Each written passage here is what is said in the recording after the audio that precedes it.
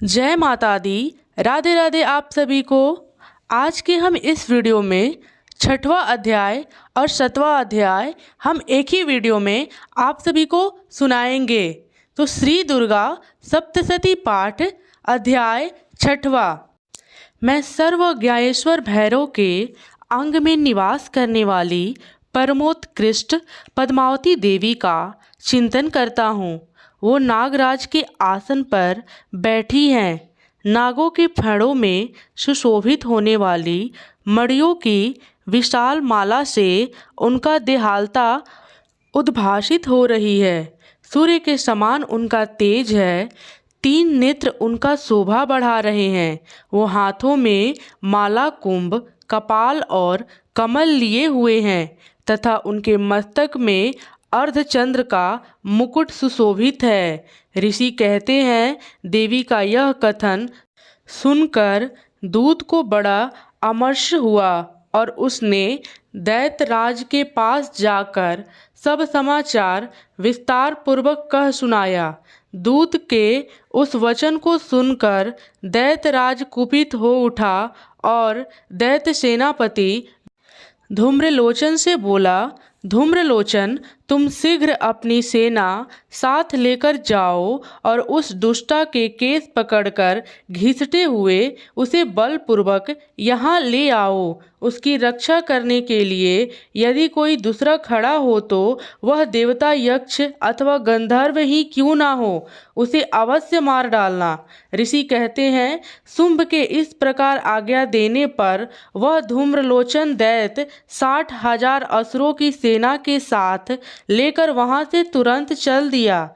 वहां पहुंचकर उसने हिमालय पर रहने वाली देवी को देखा और ललकार कर कहा, अरे तू शुंभ निशुंभ के पास चल। यदि इस प्रकार प्रसन्नतापूर्वक मेरे स्वामी के समीप नहीं चलेगी तो मैं बालपूर्वक झोटा पकड़कर घसीटते हुए तुझे ले चलूँगा। देवी बोली, तुम्हें दैत्यों के राजा ने भेजा है। तुम स्वयं ही बलवान हो और तुम्हारे साथ विशाल सेना भी है।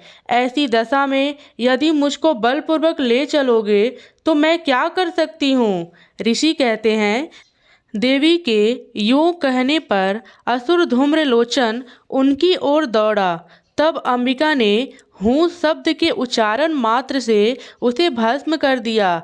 फिर तो क्रोध में भरी हुई दैत्यों के विशाल सेना और अंबिका ने एक दूसरे पर तीखे सहायकों, शक्तियों तथा फारसों की वर्षा आरंभ की। इतने में ही देवी का वाहन सिंह क्रोध में भरकर भयंकर गर्जना करके गर्दन के बालों को हिलाता हुआ असुरों की सेना में कूद पड़ा।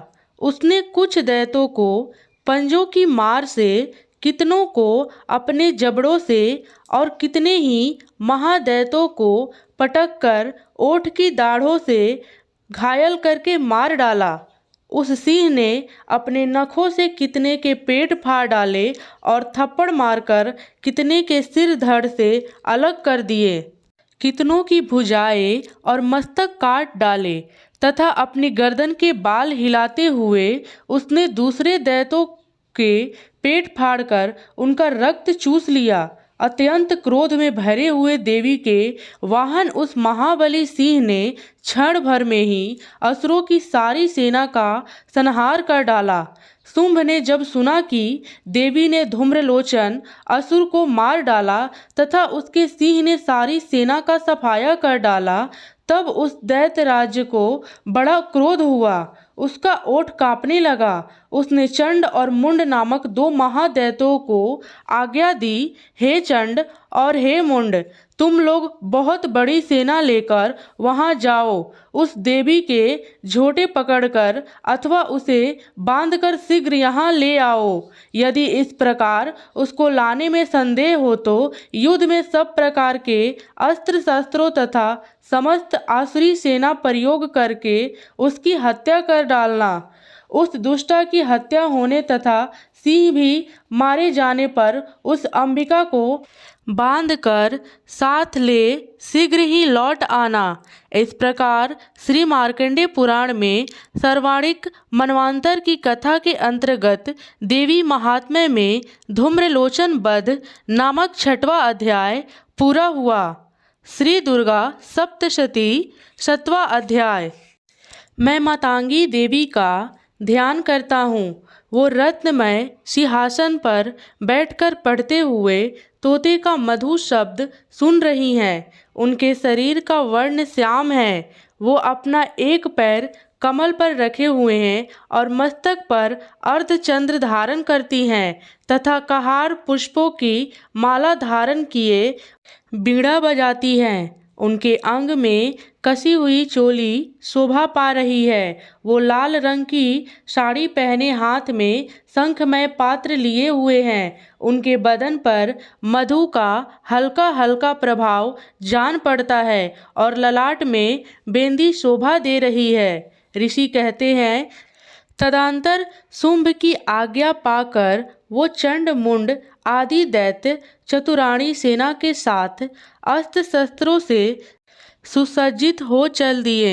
फिर गिरिराज हिमालय के स्वर्णमय ऊंचे शिखर पर पहुंचकर उन्होंने सिंह पर बैठी देवी को देखा। वो मंद मंद मुस्कुरा रही थी। उन्होंने देखकर दैत्य लोग तत्परता से पकड़ने की उद्यम करने लगे। किसी ने धनुष तान लिया, किसी ने तलवार संभाली और कुछ लोग देवी के पास आकर खड़े हो गए।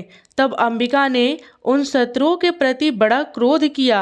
उस समय क्रोध के कारण उनका मुख काला पड़ गया, ललाट में भौं टेढ़ी हो गई और वहां से तुरंत विकराल मुखी काली प्रकट हुई, जो तलवार और पास लिए हुई थी।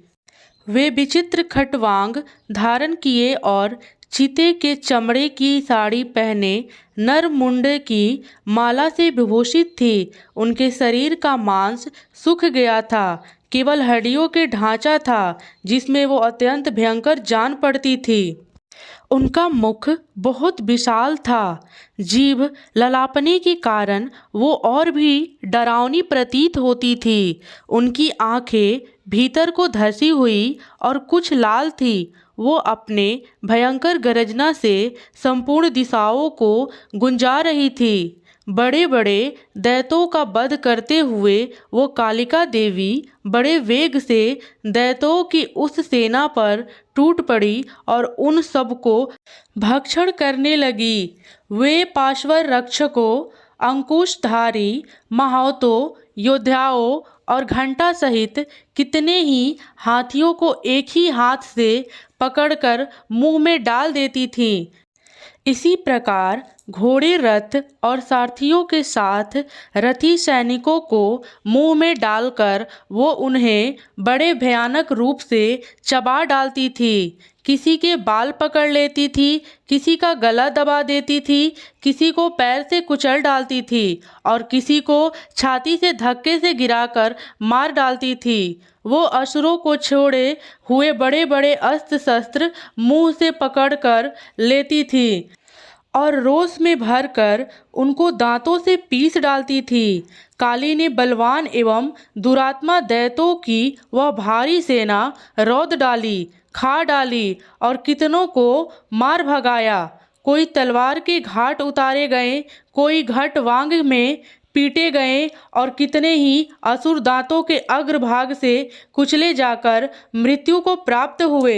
इस प्रकार देवी ने असुरों की उस सारी सेना को क्षण भर में मार गिराया। यह देख चंड उन अत्यंत भयानक काली देवी की ओर दौड़ा तथा महादैत्य मुंड ने भी अत्यंत भयंकर बाणों की वर्षा से तथा हजारों बार चलाए हुए चक्रों से उन भयानक नेत्रों वाली देवी को आच्छादित कर दिया। वे अनेकों चक्र देवी के मुख में समाते हुए ऐसे जान पड़े मानो सूर्य के बहुतेरे मंडल बादलों के उदर के प्रवेश कर रहे हो। तब भयंकर गर्जना करने वाली काली ने अत्यंत रोष में भरकर विकट अट्टहास किया। उस समय उनके विकराल वदन के भीतर कठिनता से देखे जा सकने वाली दांतों के प्रभाव से वे अत्यंत उज्जवल दिखाई देती थीं। देवी ने बहुत बड़ी भयंकर हाथों में ले ह के उच्चारण करके चंड पर धावा किया और उसके केस पकड़कर उसी तलवार से उसका मस्तक काट डाला। चंड को मारा गया देखकर मुंड भी देवी की ओर दौड़ा। तब देवी ने रोष में भरकर उसे भी तलवार से घायल करके धरती पर सुला दिया। महापराक्रमी चंड और मुंड को मारा गया देख मरने से बची हुई बाकी सेना भय से व्याकुल हो चारों ओर भाग गई। तदंतर काली ने चंड और मुंड का मस्तक हाथों में ले चंडिका के पास जाकर प्रचंड अट्टहास करते हुए कहा, देवी, मैंने चंड और मुंड नामक इन दो महापशुओं को तुम्हें भेंट किया है। अब युद्ध यज्ञ में तुम शुंभ और निशुंभ का स्वयं ही वध करना।